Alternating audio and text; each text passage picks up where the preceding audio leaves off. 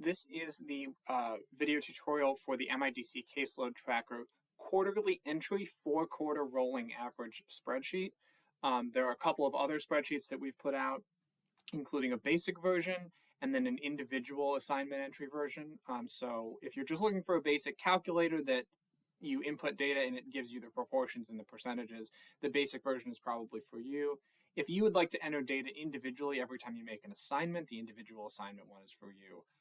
This one is going to allow you to put in quarterly totals and then have it pull those quarters into an annual spreadsheet.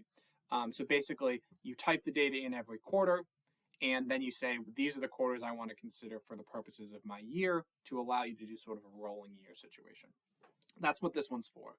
Because that's a little bit more complicated of an activity, this is a more complicated spreadsheet, but I'm going to walk you through exactly how it works. And as always, we're available for any questions.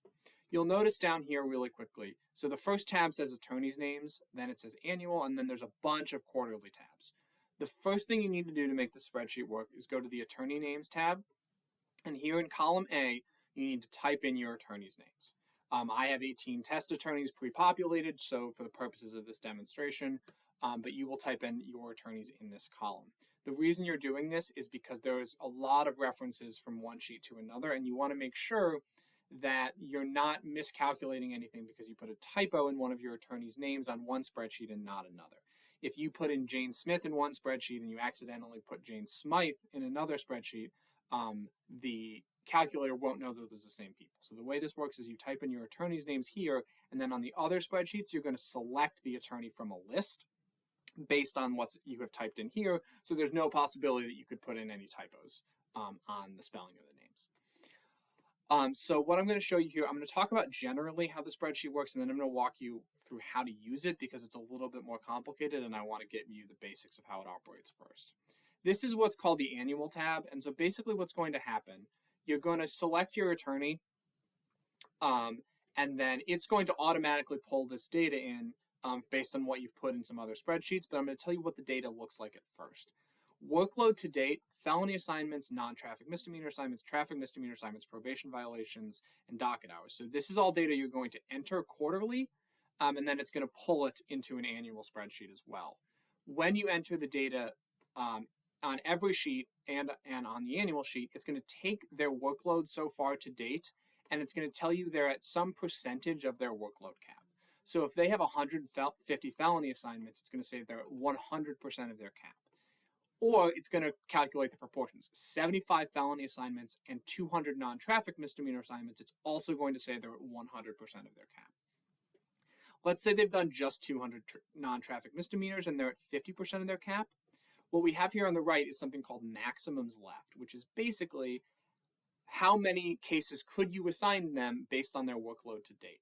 So if they're at 50% of their cap, this will tell you you can assign them up to 75 more felonies, up to 200 more non-traffic misdemeanors, and so forth. These are maximums in each category, so it will say, hey, it's this number of felonies or this number of misdemeanors, and not both. That's the basic functionality of how these sheets are going to work in terms of what you're looking at. Workload to date on the left, cap in the middle, possible maximums left on the right. Now, it's important to know that this annual tab is all going to be, the data is all going to get pulled in from other data sources that I'm going to show you because you're going to enter the data quarterly. So I'm going to show you where you enter the data, and then I'm going to pull back and show you an example of how it's all going to pull together on the annual sheet. You will see down here, next to annual, what you have is quarterly sheets for every quarter all the way through fiscal year 2029. We're just going to use start with fiscal year 24 as an example, and we're going to use one attorney to keep it as simple as possible. So this is fiscal year 24, quarter 1. This is test attorney 1. That's just the name we're going to use. We are going to give them 20 felony assignments, 10 misdemeanor assignments, and let's just do no traffic misdemeanors, no probation violations. And let's say they cover a little bit of arraignment work, and so maybe they did 15 hours covering arraignment dockets. So what this spreadsheet is telling us in this quarter is that they've worked 65% of what we would assume is the quarterly maximum, This is not their annual maximum now. This is their quarterly maximum, implied maximum. There's not actually a quarterly cap. It's just this is where they are for the quarter. So in theory, if you wanted to keep them under 100% of the quote-unquote quarterly cap, you've got 13 more felonies you could assign them, or 33 non-traffic misdemeanors. So this is just for quarter 1 of fiscal 24. This is the workload we gave to this attorney. And there are all these rows you can type in for other attorneys, but I want to keep it simple enough because it's a pretty complicated process for the spreadsheet to function. So I want to work it as quickly as possible. So, okay, that's what they worked in quarter 1. So let's go to quarter 2. We've got test attorney 1 already here, and it's a drop-down menu, so you just select your attorney. Let's say they worked a little more on the felonies. They did 30 felonies. And let's say we only gave them 5 non-traffic misdemeanors. They got 2 traffic misdemeanors, a probation violation, and let's say they did 20 docket hours. And so now they worked 91% of their quote-unquote quarterly cap. There's a little, you could assign them a little bit more in the quarter to stay under that. But let's just say that's what they did. And so you can see they're on pace to still be under their annual cap, but this is just their quarter 2 data. Let's go to quarter 3. We've got test attorney 1. Let's give them a little bit lighter of a workload. Let's do 10 felonies, 10 non-traffic, 10 traffic, 1 probation violation, and 15 docket hours. Again, 45% of their cap for this quarter. There's plenty of room left, if you're trying to keep them under the quarterly quote-unquote maximum right there. So we've got all that data. Let's do quarter 4, attorney 1, and let's give them 35 felonies, 1 traffic misdemeanor, 1 non-traffic misdemeanor, 5 traffic misdemeanors, 1 probation violation, and let's say they worked 30 docket hours. You'll see here, they're 104% of the quote-unquote quarterly cap. So this is, if they worked this much every quarter, they'd be above their cap. But we know they were under other quarters, and so that's not going to be a big deal. So let's review. In quarter 1, we have 20, 10, 0, 0, 15. In quarter 2, we have 30, 5, 2, 1, 20. Quarter 3, 10, 10, 10, 1, 15. Quarter 4, 35, 1, 5, 1, and 30. So we've entered 4 different sets of quarters. And now we're going to go back to the annual sheet. And we're going to see that the annual sheet has totaled all of these up for us based on those quarters. 95 felonies, 26 non-traffic misdemeanors, 17 traffic misdemeanors, 3 probation violations, and 80 docket hours. They are at 77% of their cap for those 4 quarters, which means they are not exceeding their workload maximum. And in theory, we could assign them 35 more felonies, or 93 more non-traffic misdemeanors, or they could work 187 more probation violations. So it's taking those 4 quarters of data, it's adding them all up based on the attorney we've identified.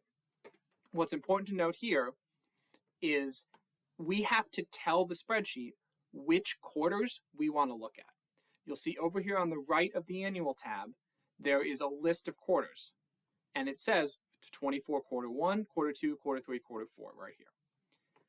If we want it to consider different quarters, we need to update these. These are drop-down menus. So you'll see here, if you highlight this, it's a little drop-down menu. You can pick the quarter that you want to consider. So I'm going to show you how this is going to work. So remember, let's just look at felonies, just to keep your eye on it. Based on the 4 quarters of data that we have input so far, there are 95 felonies here for test attorney 1. So let's say we've gone another quarter. Fiscal 25, quarter 1, test attorney 1. Let's give them 5 felony assignments and none in everything else. So, a really light workload, maybe they took some time off or whatever, or they had a lot of trials or something, and so we didn't assign them a lot of new cases. So that's in fiscal year 25, quarter 1. If we go back to the annual tab again, we haven't changed anything. This is looking at their 95, 26, 17, 3, and 8, and 80. But if we now tell the spreadsheet, hey, we don't want 24 quarter 1, it's a new quarter. We want to replace this with fiscal 25 quarter 1. We're going to click this, and we're going to watch the spreadsheet update the data. So now it's 80 felonies. You see now they're down to 63% of their cap, right? We go back and say, well, let's look back, 24 quarter 1, and it pulls it back in. Over here, these 4 quarters, they do not have to be in order. So if for some reason you mix it up, as long as the quarters you want to think about are in each of these, it's not going to be a problem. They don't have to be in order. You just have to select the ones you care about. So basically the way this works is you enter your data for each attorney, in the quarter, and then you do it for the next quarter and the next quarter and the next quarter. And then you make sure on your annual tab, you have to make sure that you select the attorney that you want to consider. And then you have to make sure that these are the right quarters. That's a few more steps, but it's going to allow you to basically, if you are the kind of system that wants to just enter the data by quarter, I'm counting all this up to do my annual report, my quarterly reporting to MIDC. I'm counting up all their assignments. I put it in this spreadsheet, and then I do the same thing the next quarter. And this is going to allow me to monitor my workload maximums on a rolling basis. So quarter 1, 2, 3, 4, and then 2, 3, 4, 1, 3, 4, 1, 2, etc. Based on just selecting new quarters. It's a little bit more involved of a spreadsheet, but if this is the kind of way you want to track the information, this template is pre-built for you. You'll notice on this annual tab, there's a lot of these, these values and hash marks and whatever when you don't have an attorney or any data in. This is because the spreadsheet is looking for references in kind of a fancy way to allow you to select quarters. You can ignore that. If you have an attorney, if you select an attorney on the annual tab, and then you select quarters for which that attorney has data, it will pull in the way that we did for test attorney 1. So for instance, test attorney, let's do test attorney 2. You'll see a bunch of mess in the data because it's looking for test attorney 2 and it can't find test attorney 2 anywhere. So let's go to quarter 1 here. Let's put in test attorney 2. And then let's just do 15, 15, 15, 15, and 20. And now we go back to annual.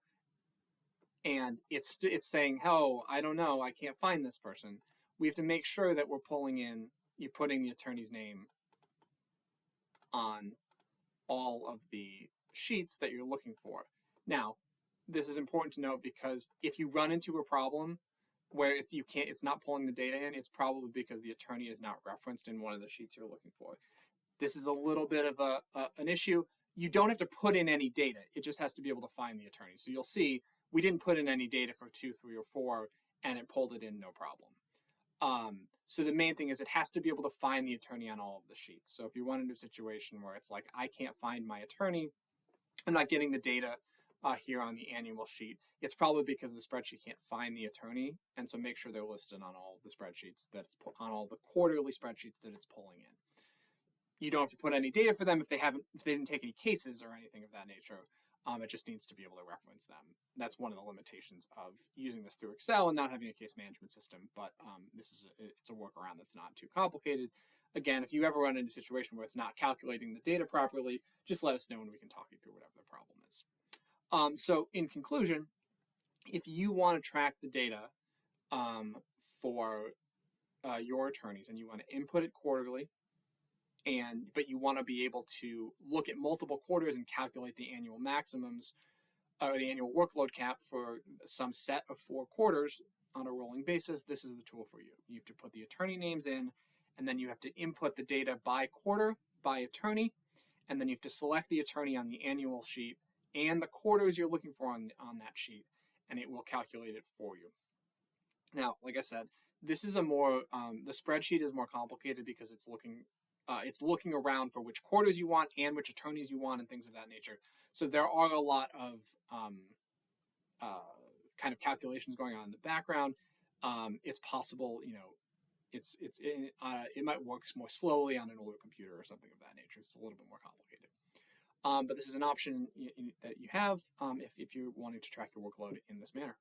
So as I said, please reach out to us with any questions and we can help you with this as well.